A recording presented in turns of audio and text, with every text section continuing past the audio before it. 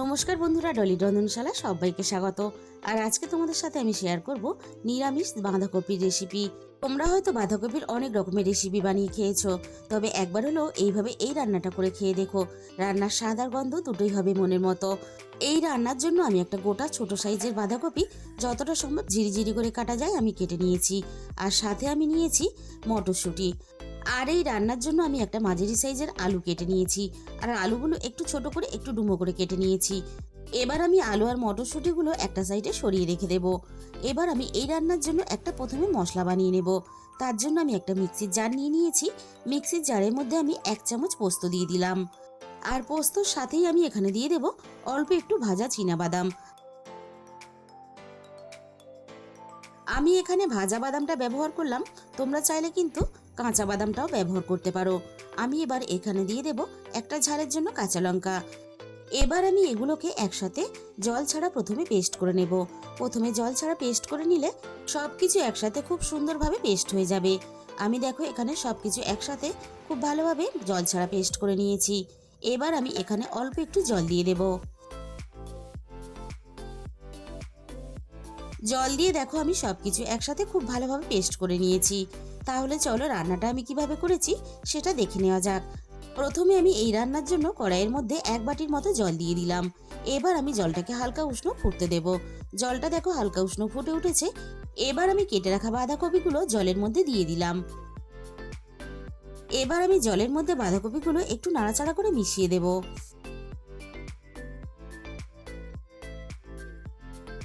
এবার আমি বাঁধাকপিটা মিনিট 5 মতো ঢাকা দিয়ে হালকা একটু ভাপিয়ে নেব। 5 মিনিটের মতো আমি বাঁধাকপিটা ভাপিয়ে নিয়েছি। এবার কড়াই থেকে ঢাকাটাকে সরিয়ে নিলাম। বাঁধাকপিটা আগের থেকে বেশ অনেকটাই নরম হয়ে গেছে। এবার আমি বাঁধাকপিটা কড়াই থেকে নামিয়ে বাঁধাকপি থেকে জলটা ঝরিয়ে নেব। আমি কড়াইটা ধুয়ে খুব ভালোভাবে পরিষ্কার করে আবারও গ্যাসের মধ্যে বসিয়ে দিয়েছি। এবার আমি কড়াইয়ের মধ্যে দিয়ে দিলাম রান্নার প্রয়োজন মতো সর্ষের তেল। সর্ষের তেলটাকে আমি প্রথমে খুব ভালোভাবে গরম করে নেব। এবার আমি কেটে রাখা আলুগুলো ভাজার জন্য তেলের মধ্যে দিয়ে দিলাম। আর এই রান্নাটা সর্ষের তেলেই করার চেষ্টা করবে, তাহলে রান্নার স্বাদটা অনেক বেশি ভালো আসবে। এবার আমি আলুগুলোকে নাড়াচাড়া করে মিনিট খানেকের মতো একটু ভেজে নিলাম। আলুর মধ্যে অল্প একটু স্বাদ মতো লবণ দিয়ে দিলাম।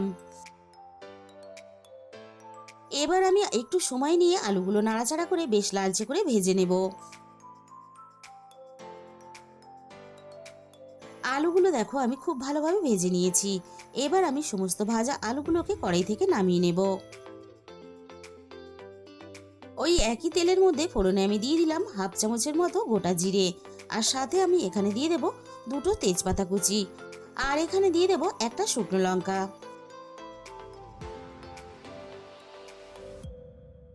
এবার আমি ফোড়নটাকে মিনিট খানেকের মতো একটু নাড়াচাড়া করে বেশ একটু হালকা লালচে করে ভেজে নেব, ফোড়ন থেকে সুন্দর মিষ্টি গন্ধ বেরোনো পর্যন্ত। রান্নার প্রয়োজন মতো অল্প একটু আদা আর একটা ছোট সাইজের টমেটো আমি একসাথে পেস্ট করে নিয়েছিলাম। এবার আমি তেলের মধ্যে দিয়ে দিলাম। এবার আমি আদা টমেটোটা মিনিট খানেকের মতো একটু কষিয়ে নেব, আদা টমেটোর কাঁচা গন্ধটা চলে যাওয়া পর্যন্ত। আদা টমেটোটা আমি খুব ভালোভাবে কষিয়ে নিয়েছি। এবার আমি রান্নার মধ্যে একে একে রান্নার গুঁড়ো মশলাগুলো দিয়ে দেব। প্রথমে আমি দিয়ে দিলাম রান্নার প্রয়োজন মতো হলুদের গুঁড়ো। আর সাথেই আমি এখানে দিয়ে দিলাম রান্নার প্রয়োজন মতো ধনে গুঁড়ো। এবার আমি দিয়ে দেব রান্নার প্রয়োজন মতো জিরে গুঁড়ো। আর সাথেই আমি দিয়ে দেব ঝালের জন্য 1/2 চামচের মতো লঙ্কার গুঁড়ো। আর এই রান্নাটা কিন্তু একটু ঝাল ঝাল হবে, তবে কিন্তু খেতে বেশি ভালো লাগবে। তবে ঝালের পরিমাণটা অবশ্যই নিজেদের স্বাদ মতো ব্যবহার করবে। আর দিয়ে দিলাম এখানে স্বাদ মতো অল্প একটু চিনি। এবার আমি সমস্ত গুঁড়ো মশলা একসাথে নাড়াচাড়া করে একটু সময় নিয়ে খুব ভালোভাবে কষিয়ে নেব, মশলা থেকে যতক্ষণ না তেলটা আলাদা হয়ে যায়। মিনিট 5-6 মতো আমি মশলাটাকে খুব ভালোভাবে কষিয়ে নিয়েছি। আর মশলা থেকে দেখো সুন্দরভাবে তেলটা আলাদা হয়ে গেছে। এবার আমি মশলাটা যাতে পুড়ে না যায় তার জন্য অল্প পরিমাণ একটু জল দিয়ে দিলাম। এবার আমি মশলার মধ্যে মটরশুঁটিগুলোকে দিয়ে দিলাম। আর মটরশুঁটির সাথেই আমি ভেজে রাখা আলুগুলোকেও দিয়ে দিলাম। এবার আমি মশলার সাথে আলু আর মটরশুঁটি মিনিট 3-4 মতো খুব ভালোভাবে কষিয়ে নেব। মশলার মধ্যে যে আমি এক্সট্রা জলটা ব্যবহার করেছি সেটা কিন্তু আমি এইভাবে কষানোর সাথে সাথে টানিয়ে নেব। আলু আর মটরশুঁটি আমি খুব ভালোভাবে কষিয়ে নিলাম। এবার আমি সিদ্ধ করা বাঁধাকপিগুলোকে দিয়ে দেব।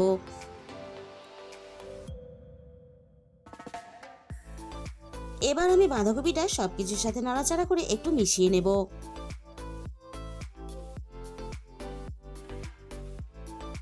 এবার আমি রান্নার স্বাদ মতো লবণটা দিয়ে দিলাম। এবার আমি লবণটা নাড়াচাড়া করে বাঁধাকপির সাথে খুব ভালোভাবে মিশিয়ে দেব।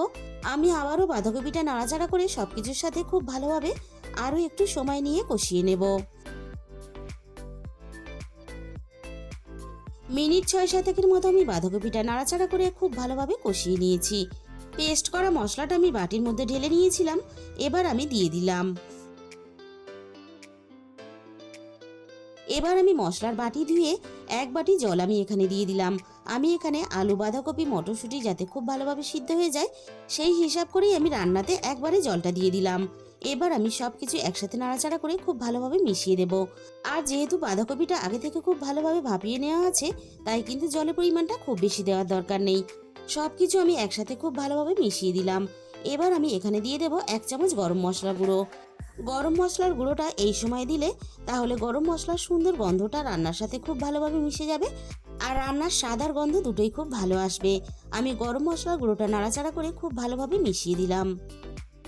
আলু, বাঁধাকপি, মটরশুঁটি যাতে খুব তাড়াতাড়ি খুব ভালোভাবে সিদ্ধ হয়ে যায় তার জন্য আমি কিছুক্ষণের জন্য কড়াইটা ঢাকা দিয়ে দিলাম। কিছুক্ষণ পরে আমি কড়াই থেকে ঢাকাটাকে সরিয়ে নিলাম। আবারও আমি রান্নাটা একটু নাড়াচাড়া করে নেব আর দেখে নেব আলু, বাঁধাকপি সবকিছু খুব ভালোভাবে সিদ্ধ হয়েছে কিনা। বাঁধাকপিও খুব ভালোভাবে সিদ্ধ হয়ে গেছে আর সাথে আলুও খুব ভালোভাবে সিদ্ধ হয়ে গেছে।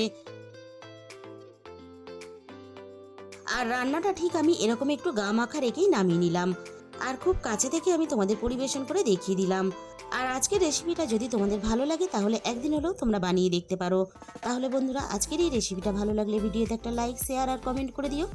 আর যে সমস্ত নতুন বন্ধুরা এখনো পর্যন্ত আমার চ্যানেলটাকে সাবস্ক্রাইব করোনি, এরকম নতুন নতুন ঘরোয়া রেসিপি পেতে আমার চ্যানেলটাকে সাবস্ক্রাইব করে আমার পাশে থাকার অনুরোধ রইল। আর তার সাথে সাথে পাশে থাকা বেল আইকনটা ক্লিক করে অল করে দিও, তাহলে আমি যখনই কোনো নতুন রেসিপি আপলোড করব সবার আগে তোমার কাছে পৌঁছে যাবে। আর তোমাদের মূল্যবান সময় দিয়ে আমার এই রেসিপিটা শেষ পর্যন্ত এতক্ষণ সময় ধরে দেখার জন্য তোমাদের সবাইকে অসংখ্য ধন্যবাদ। আজকে তাহলে এই পর্যন্ত।